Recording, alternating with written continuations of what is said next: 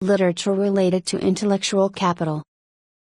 When this author began working on this paper more than 10 years ago, some evidence was found that indicated knowledge was responsible for the success of firms, both in their ability to grow and to create market power.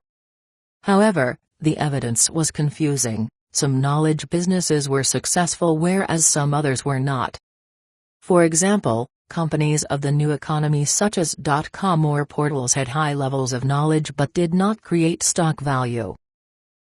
Is a driver of success being a knowledge company? Or is the success based on being a knowledge organization? Or, does success come when a company produces knowledge products, for example, software? A valid definition of knowledge as a driver of success requires a systemic view. The ability of a firm to develop knowledge is part of a whole system. 1. It requires knowledge inputs from the internal and external environments. 2.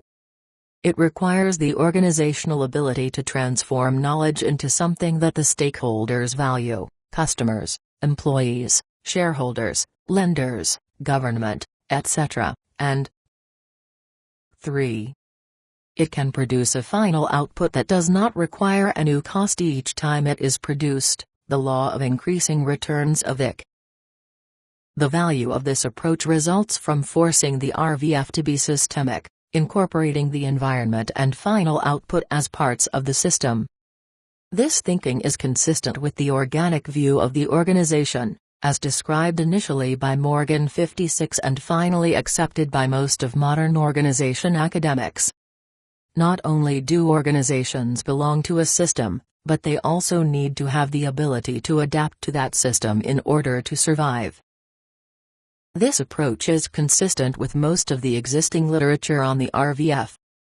Some authors do not mention that firm success is the result of the connection between the firm and its environment, and instead place their focus solely on resources.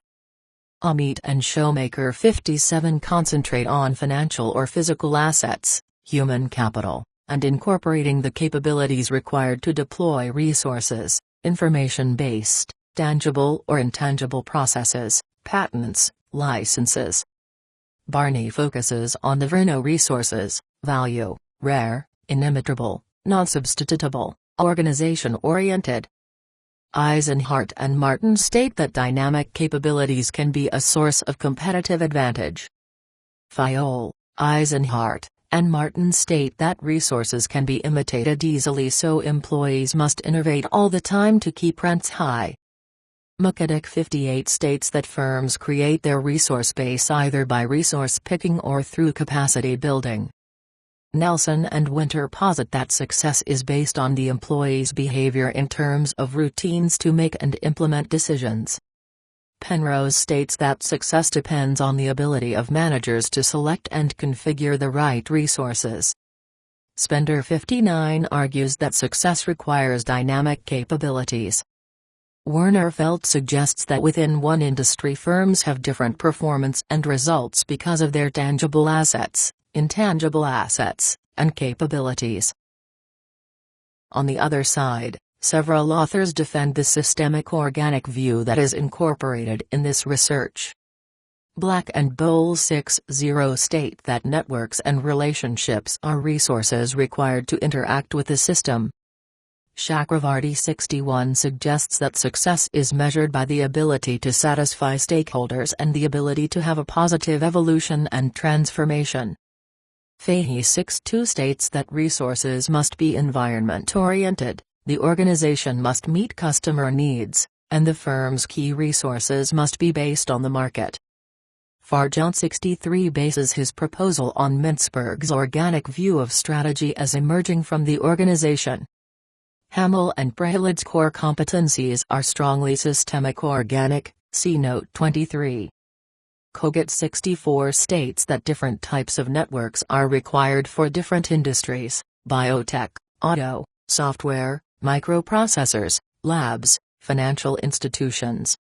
Peter F. states that competitive advantage is based on resources, heterogeneity produces monopolistic rents, ex post limits to competition sustain rents, Ex-ante limits to competition maintain low costs, and imperfect mobility sustains resources within the firm, see Note 20. Schumpeter 65 proposes that creative destruction is a natural process of the economic environment. Williamson 66, Transaction Costs Economics, proposes that assets are not imitated by competitors for the cost it generates, but sharing assets, integration, alliances, can create potential free riding and, consequently, extra costs. These authors do not refer specifically to knowledge but just mention resources in general. This research is focused on the central role of knowledge as a critical resource. Marr et al. 67 consider that knowledge is required to create a strategy, implement it, motivate employees, and communicate with the stakeholder. Spender expands on the types of knowledge and how they impact on the firm's resources. Thies and Pisano state that dynamic capabilities are the basis for firm learning,